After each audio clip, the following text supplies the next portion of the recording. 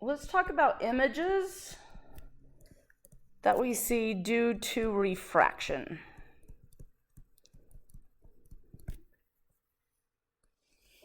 For example, if we have a fishbowl, it's got to have at least a portion on the bottom that's flat to sit on a table. And we have a nice fish in here, which, there's my fish. Depending upon which side we look through, we could look from the side, we could look from the top.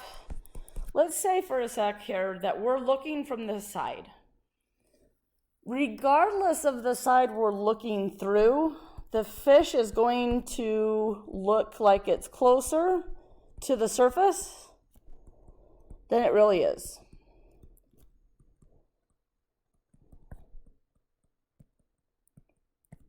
You might have noticed that before. If you look through the side and then come and look from above, you see the fish farther from this side edge than before. If we think about the light rays passing through, any light ray that hits normal to the surface is going to continue straight through. If I draw a light ray up here, I know Snell's law tells me that that light ray is going to bend away from the normal. So the normal, I draw the normal line, the line perpendicular to the surface at exactly that location. If I drew some light down here, similarly, I would draw the normal line at that location. These refracted light rays diverge, meaning they're never going to cross. So similar to what we did with mirrors, if the light rays diverge, we actually did these little dotted lines, and where they appear to converge represents wherever we drew the light rays from. So since I drew the light rays from the front of that fish, if I dot these light rays back, they appear to converge back here. So this new fish I've drawn is the image of our fish, whereas this first one was the object. So we're still going to be talking about an object distance, and we'll still use S to represent that. And image distance, let me get a different color. Image distance, right here, S prime, is our image distance. These distances are measured relative to the surface. We have a relationship between all of these that looks like this.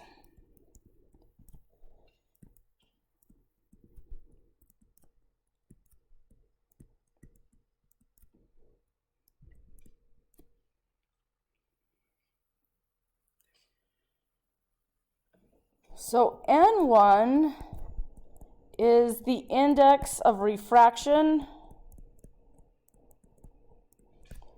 where the object is located. So essentially our object's a fish. Our fish is in water. So for this specific example, N1 would be the 1.33 for water. N2 is the index of refraction, but where the observer is. So the observer is us over here. N2, we're in air, so N2 would be 1. S is still object distance, measured from the surface along an optical axis, a line that hits perpendicularly to the surface. Image distance is S prime. Now, something different that happens here, if you think back to the mirrors, when our light rays diverged and we had to draw the little dotted line back to see where they appear to converge, we said that was a virtual image. That is true here as well. If our light rays diverge, we're just talking about refraction now instead of reflection, but the same general rule is that if the light rays diverge, they don't cross each other, then we project them backwards. Where they appear to converge is the image, but that is a virtual image. The thing that is different here versus the mirrors, for a mirror, a virtual image was located on the opposite side of the mirror from the object. It was on the back side of the mirror. Notice here, for refraction, virtual images are on the same side of the refractive surface as the object. This image also is in the fishbowl, or at least appears to be in the fishbowl, just like the fish. So when you look at the table in the test notes, this is essentially the reason why the image location for mirrors and lenses is written on separate lines. Virtual image still means we'll get a negative S prime mathematically. So negative S prime still is going to mean a virtual image. The difference is with refraction and refractive surfaces, those virtual images appear on the same side as the original object. The fish and the object up here are in the same place. Well, not the same distance, but they're both in the water. Okay. R is the radius of curvature of the refractive surface.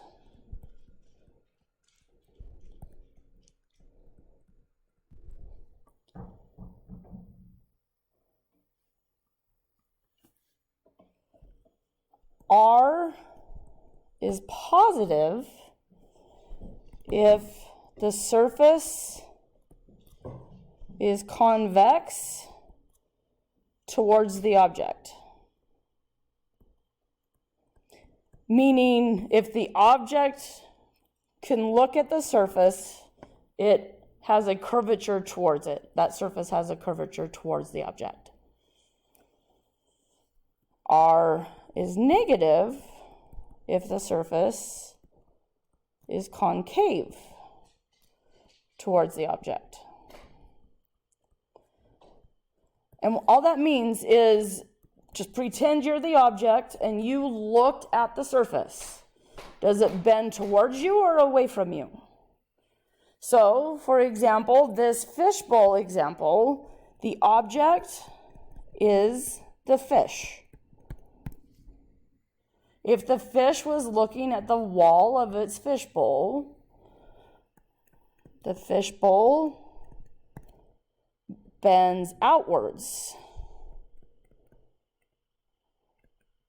away from the fish. That means the surface is concave towards the fish. That's a really to me, that's kind of a weird way to put it. All we mean is pretend you're the object, and does that surface we're looking through bend towards you or away from you? Since this surface bends away from the fish, that means it's a concave surface from the fish's perspective. So in the case of a fishbowl like I've drawn, R would be negative. And what we mean by R as well, let's get a different, let's see if yellow will work. This surface we're looking at, if we imagined it to be a portion of a sphere, what would the radius of that sphere be? So ignore the rest of the fishbowl, just that one surface. if that portion of the surface was a sphere or part of a sphere. By r in this equation, we mean the radius of that sphere it would have come from. Okay, so this particular equation is not in the test notes, so we will not ask you a question about this specific equation as of now, that our test notes don't have the equation. But I do want you to understand the equation itself. What you will see is for something like a flat surface. That would be looking down from above. Oh, my fishbowl. So same fishbowl, same fish.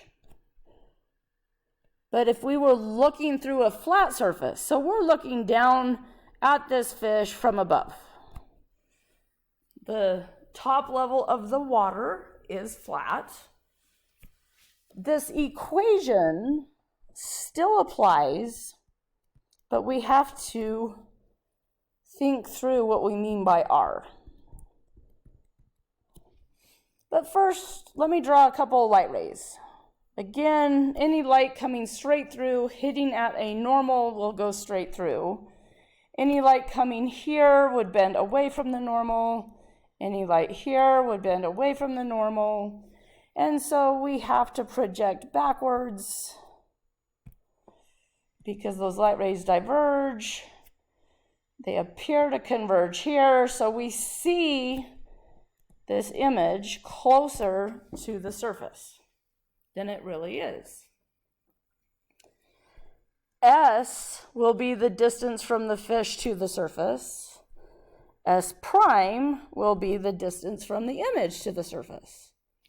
This is still a virtual image. We had to dot those lines backwards because the actual refracted light rays diverged. Yet we still see an image of this fish. Okay, so as far as this equation is concerned, as I mentioned before, R is the radius of curvature if we assume the surface we're looking through is part of a sphere. So the surface we're looking through here is flat. If we start imagining a sphere that could essentially look flat at one location, that sphere would have to be ridiculously huge so that we barely see any curvature. The radius of curvature would essentially need to be infinitely large for a flat surface. Just like the surface of the Earth. We know the Earth is not flat. So if we look out, though, and look out around us, the horizon looks, well, if we're not looking at the mountains, of course, the horizon looks flat. It's just that the Earth is so incredibly huge that we don't see that curvature from our location. So same idea. Our equation up here, if R is infinity, this right-hand side term just goes to 0. Regardless of what n2 minus n1 would be, when we divide that by infinity, we get 0.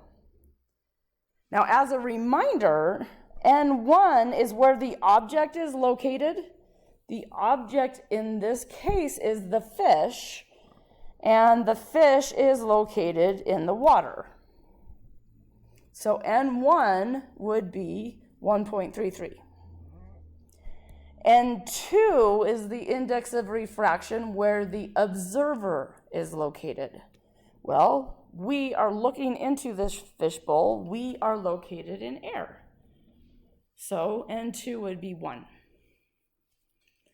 But our equation now tells us that n1 over s has to equal negative n2 over s prime. because they have to add up to be 0 when we're dealing with a flat surface.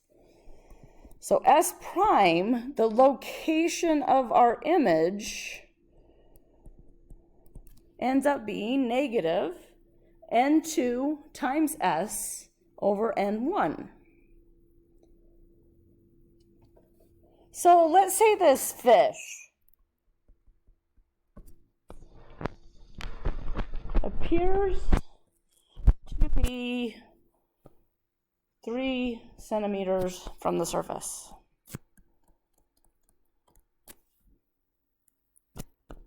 Where is it really located? Now, from the surface. So if it appears to be 3 centimeters from the surface, then S prime is the 3. We do need to put the negative sign on it because it is a virtual image. We can see that in our picture. Virtual images have negative values for S prime. So in this case, I'm actually asking for S. S would be negative S prime n1 over n2. So negative S prime is the negative 3 centimeters. Negative because it is virtual. N1 is 1.33, and 2 is 1. I'm getting positive, I guess 9.66.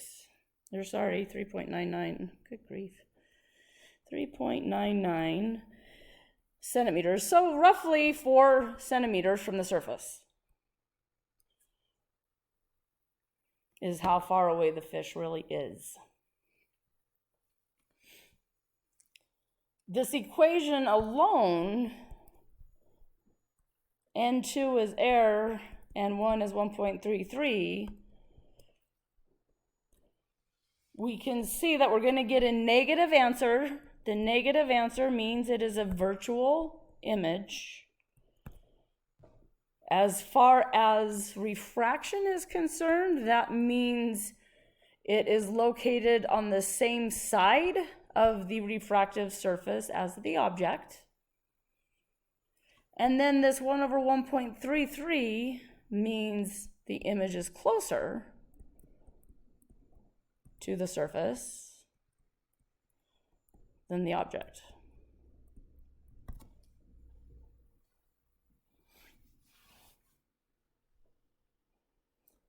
So this relationship right here is specific for a flat surface.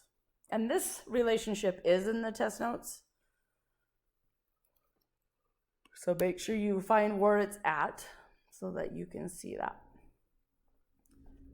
We'll finish this chapter up talking about what we call thin lenses, just like eyeglasses. They're considered thin lenses.